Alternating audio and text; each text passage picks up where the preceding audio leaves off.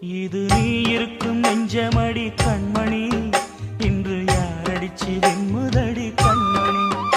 ஒரு வீடு கட்டி வச்சிருந்தேன் கண்மணி, அது வெட்ட வெளியாச்சுதடி கண்மணி.